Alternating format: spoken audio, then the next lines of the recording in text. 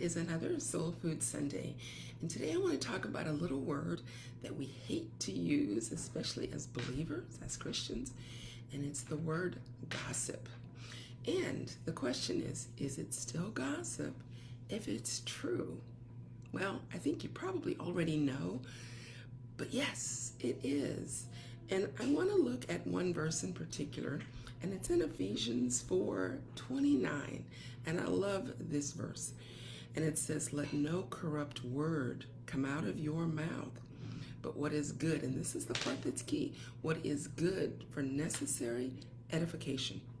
Now, the idea is edification is building up. Are your words building up? So maybe you find out some little tidbit about someone. And again, as Christians, we often say, oh, this is a prayer request. We need to pray for my sister so-and-so or for brother so-and-so because they've got, and then we go into this long discourse about all the things that they've done. And yes, they're true, but are they building up? And it goes on to say that we want to build them up. We want to use our words to build up. And it says that it may impart grace to the hearer. Is it going to bless the hearer to hear those things? Haven't we been told something about someone, and every time we look at that person, that memory comes back and we're like, ooh, okay, maybe I shouldn't trust that person because of X, Y, Z. And so that's why we have to be so diligent about our words. We have to guard our words. Our words speak volumes. And a lot of times I've talked about that on my 5-Minute Monday Mindset, how words are powerful. And that's why it's important that the words that we use about ourselves are building up, because we can do the same thing to ourselves. We can tear ourselves down by saying, oh, I'm so dumb. Oh, I can't get that. Oh, I'm not as smart as this person or that person. Our words have life to them. And once they leave our mouth, they go into the atmosphere and we begin to live out those words.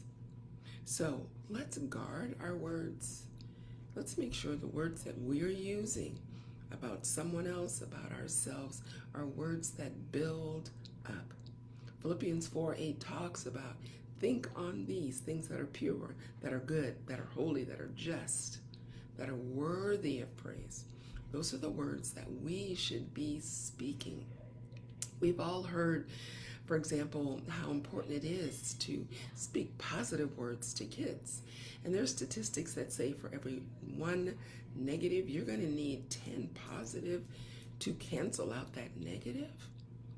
And so it's so critical that we are continually blessing people, blessing the person that is hearing us, that we're talking to, as well as bless the person that maybe we're thinking about, maybe the person who has done something. Instead of criticizing, how about we pray for that person? So again, I want us to be so much more mindful of the words that come out of our mouths. They speak volumes. Also, we never know who overhears those words. I bet some of you can remember things that were said about you even as a child. Maybe in another room your parents were talking and they said something. Those are things that stay with you. I want to close with this story. I heard this ages ago and it was so powerful.